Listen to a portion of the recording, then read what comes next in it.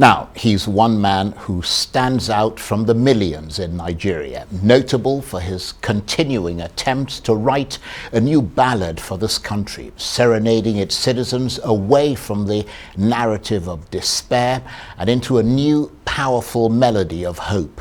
Bishop Matthew Kukah has been described as a wonderful man at the wonderful age of 70, a man who deserves to march through a guard of honor for all the tears he's shed for his country and all the effort he's expended for its people, an inspirational champion of the poor who's helped to transform the lives of so many. His passionate belief in justice and his tireless service to humanity have left a profound mark on this country. So many speak of their affection of this dedicated public servant. So, without much ado, let's bang the drums as Bishop Matthew Kukah joins me now in the studio. Thank you so much. Thank you, Bishop Charles. Kukah. Very, very honored to have you here. Thank you. Extraordinarily generous. And well, I don't think I even did enough. I mean, and congratulations. Thank you. Would it be accurate to say that over the period of your illustrious career, you've worked more and more at the intersection of religion and politics in Nigeria? You're perfectly right. That has been my area of research interest: religion, politics, and society. And being a priest has helped me tremendously. One, by virtue of the nature of my training, especially as a Christian, and believing in a faith that focuses more on human service than empire, territory, and empire building, so to say. And because of the peculiar environment that I come from, as I said, I come from a very, very little community that has seen some of the greatest forms of marginalization and total lack of concern, care, and presence of government. And to migrate from there, to where I have ended up, all it does is humbles you. And I'm really very, very, very amazed and deeply appreciative of the amount of affection and appreciation that has come my way. And all I can say emotionally is that I thank Nigeria, and I really truly thank Nigeria.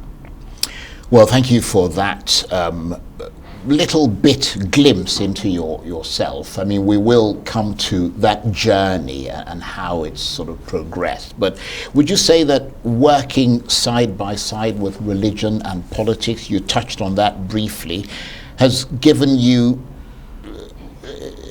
a sort of grounded perspective on and the ability to understand this society and this country better? Very much so. Look, I mean, again, I speak as a Christian. Remember that to his first apostle, Jesus said, "Come." And his last words to them was, "Go." And he lived with them. And he came from Christianity, has always come from a very vulnerable and peripheral part of society. It is also instructive that there was really no Christian holding any position under the Roman Empire. But along with that comes the urgency of building a society. And for me, one of the greatest tragedies in Nigeria, and for many people who are holding public office and public trust, is that very, very few, maybe 1% of people who have been in positions of authority and enormous power can claim, one, to understand the historical and cultural processes that make up this great country called Nigeria.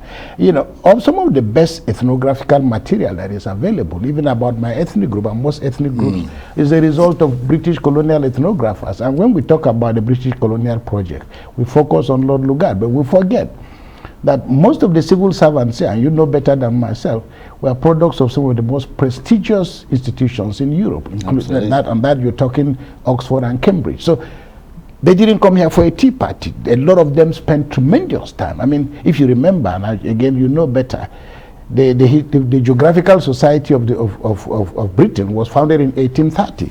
That is even before the Berlin Conference. So people were interested in just knowing who was where. And if you look at even the post-colonial map of Nigeria, the provinces and so on, this was the result of delicate intellectual understanding of the cultural compositions of the peoples.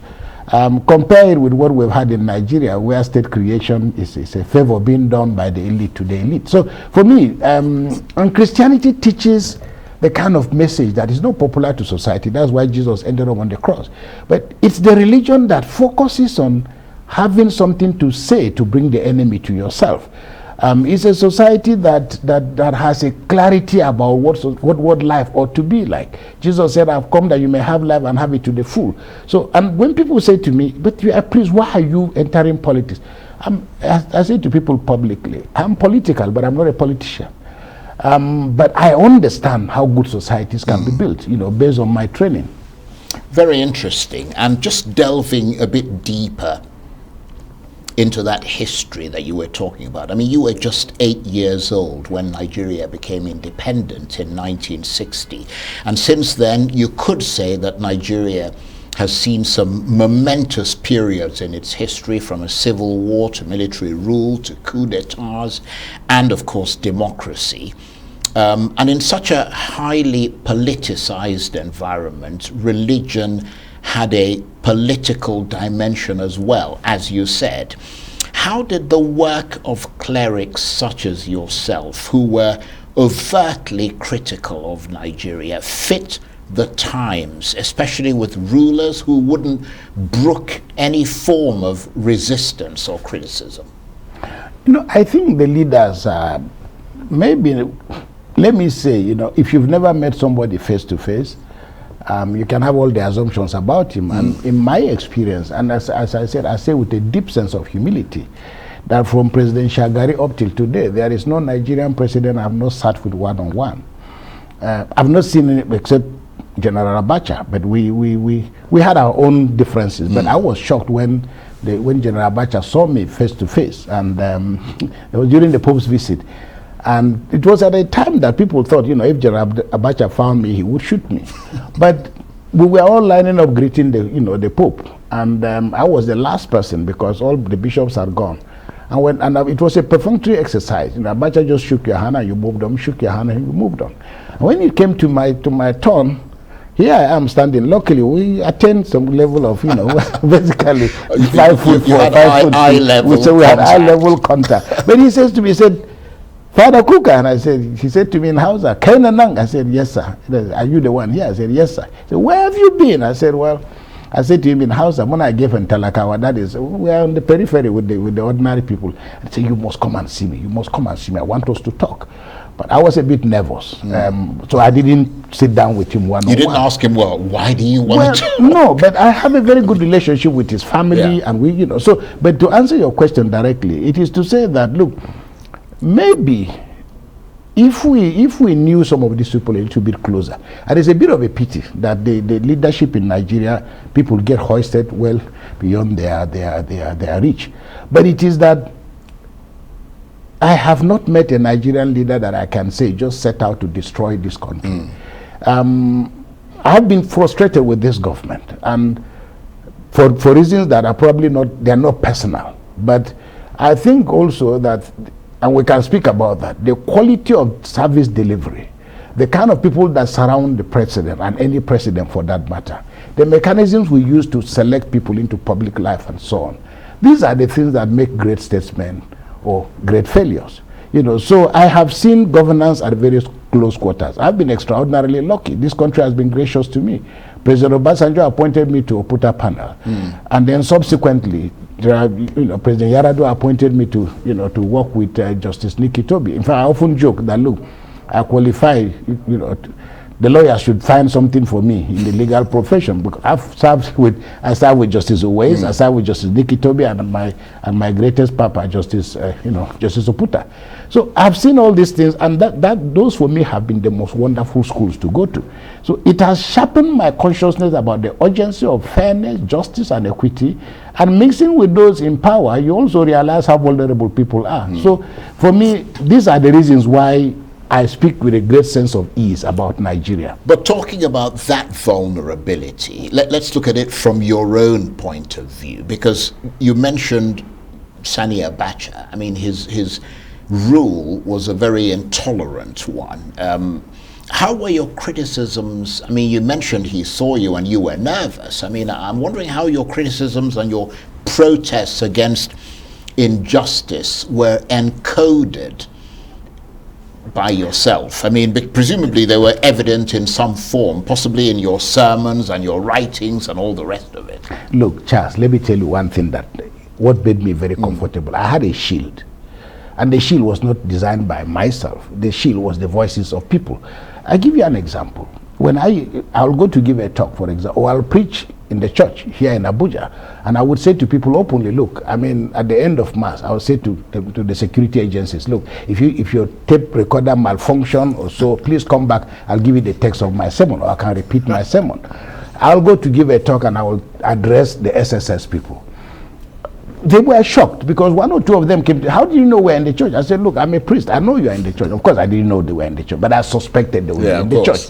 But what was very interesting was one SSS officer said to me, look, you know, we're always struggling. They always tell us to go and listen to you. We're always struggling about who will go. And when my friend Olisa Agbakoba was arrested, just before General Abacha came to Lagos, I went to the SSS office on Awolowo. I said, look, number 15 yeah, Awolowo. Thank you. Even though you've never been there. I have been. Okay. So, and I went there and I said, look, where's my friend? I want to see Olisa Agbakoba. And the guy says to me, sorry, we've just sent him to Enugu because the president is coming. So I looked at him and I said, look, can you show me the file you have on me? And he looks at me and says, no, we don't have a file on you. We have got files on you. But he says to me, we've got books. Yes, he said, on look, you. Everything you write, it's in our files because we really love the things you're saying. And I remember here at the Hilton, I was just walking past and a general, I won't call his name, pulled me, I was just about to enter the lift here at the Hilton. No, it was at the Sheraton. And he pulls me aside and says, listen very carefully. And if it was for me, I nearly came to tears. He said, listen, and listen carefully. Unless God takes you alive, nothing will happen to you in this country. We love you. We believe what you're saying. He said, I'm a serving general. This system, we don't want it, but there's nothing I can do. So those kind of vibes, so to say, make you understand that this system is far more vulnerable than it is, even up till today. I mean, I'm not saying even up till today. There are people who say to me, okay, we agree with you, but we don't agree with you because the lights are on. But if the lights are off, we agree with you because we know what you're saying. And finally, I think even my worst critics will concede. I've never deliberately abused anybody. I've never said things that I believe were perfect. I've always been open to constructive criticism with the belief that this country belongs to us. We must build it, and we can't outsource our responsibility. So if you talk of critics, look, as a Christian, I look at the cross of Christ. So it's not about doing good doesn't stop you from being criticized, and we can disagree without being disagreeable. Absolutely. Did you always want to be a priest, or did you want to do something else, had interests or other specialisms, and you somehow ended up in the priesthood? When I went to the minor seminary, when I wanted to be a priest, I really, as it is for a child, I was a mass server, and we were always struggling among ourselves. That was the first white man we saw in the community, was a priest. And as I've told this story, we always jump into his pickup, and he will drive, and we could drive for about 3 hours until we get to a place that the road is bad. We jump up the pickup and start our journey. We can trek 3 kilometers back home. And I remember when I said I wanted to go to the seminary, my grandmother was like, what are you talking about? What about this black skin? What are we going to do with it? I said, no, I heard that even people who are black can also, there was no seminarian around my community. I'd never seen anybody wearing a cassock who was black. But it was maybe a child's way of looking at life, and then subsequently this was the defining moment. I didn't have the money. I was living with my grandmother, and she was very poor, just like every woman around. They said, we have to find 3 shillings to pay for the form. And my grandmother said, where the hell are we going to find 3 shillings? I said, well, that's what they said. And we had only 2 weeks to do that. So my grandmother says to me one day, so this being a priest, what will it really mean? I mean, at that point, you're not talking about preaching the word of God. So I said to her, then she says to me, would you be able to drive a truck like this white man? I said, yes. He said, okay. So I watched her, I stayed with her, I slept on the floor in my grandmother's room. I'll wake up at 3 o'clock in the morning and she's there weaving the basket, just to be able to get me to buy the form. As a Catholic, if you look at my coat of arms, you'll see a basket. That basket is a memory. It's a memory of my grandmother. That's very interesting. That's a lovely story. But beyond politics and religious activism and so on, tell us about the personality of Bishop Matthew Kukah, the Matthew Kukah away from the cameras. What's he like over a cup of tea, or would it be a beer or a glass of wine, or all 3 of those? Look, sometimes I'm amazed, and I'm serious even up till today. I don't know what I have done that is extraordinary. I see, look, every day I open the newspapers, I know good writers. I know an educated person when I see one. And I don't know, but maybe because I often say to myself, it's just maybe being a priest. This is curiosity that a priest is doing what we didn't think he could do. But otherwise, even my critics, I mean, most people have been extraordinarily gracious in their assessment of my little contribution. I'm overwhelmed by how much outpouring of emotions I'm seeing and I'm receiving. But on a good day, I think my friends will consider I'm good company. I would certainly concede that. Look, even from childhood, I will wrestle you to the ground in an argument.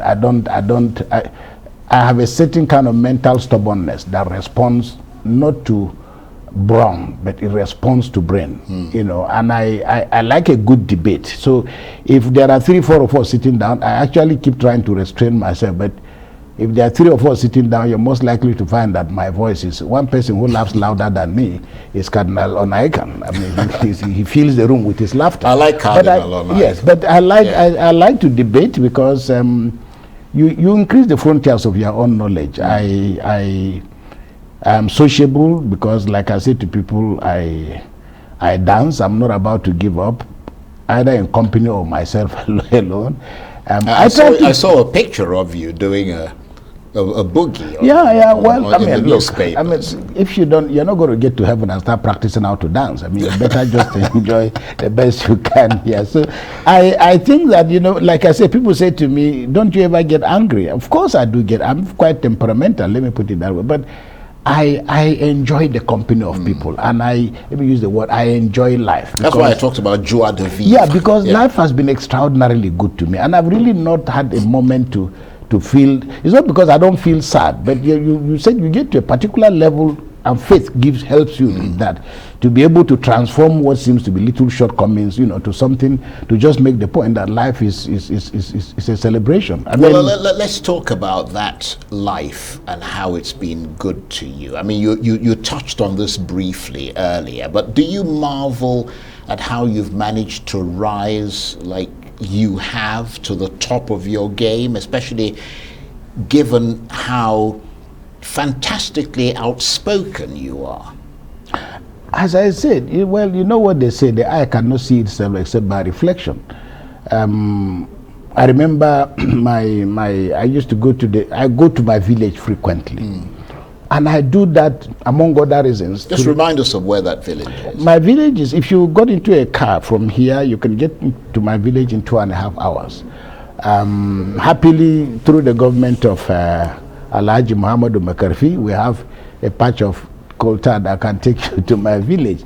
But I like to come home, one, because I didn't want ever for me to feel that I'm up there. And I always went home just to remind myself of the texture of the environment I came from. I remember when I first went to the United States. No, it was my second visit. And I had to preach in a church I was going to stay with them for about a month. And the first sermon I preached, it was an all-white congregation. And the parish priest over lunch said to me, he said, I'm amazed. I've not had an African speak without an accent. And so my parishioners are very excited. And by the third week, the guy says to me, we can put in for a green card for you because you should be an American citizen. And I looked at him and I said, I'm sorry, I feel quite insulted. And he said, no, I said, why would I want a green card? I said, God in his infinite goodness, you are offering me a green card. God has already given me a green passport. Why will I trade off my green passport for a card?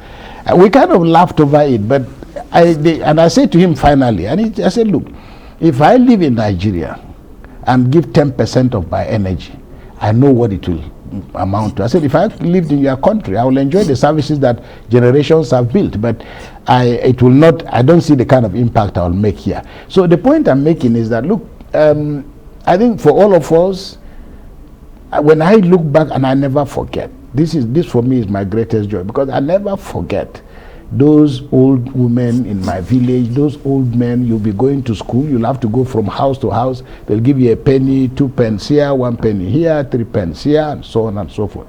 So those things compel you to a sense of obligation. And then, of course, perhaps the most gracious thing about the Catholic priesthood is that your immediate family is actually, they're not the ones that you spend more time with.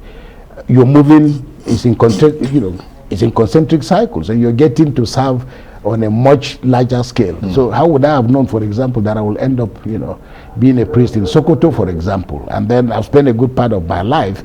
I wrote for the New Nigerian at the time that, it was almost like an emotional investment, because when I became Bishop of Sokoto, I decided to visit all the traditional rulers that were within what was Sokoto Diocese, Kebbi, Zamfara, Sokoto, and Katsina.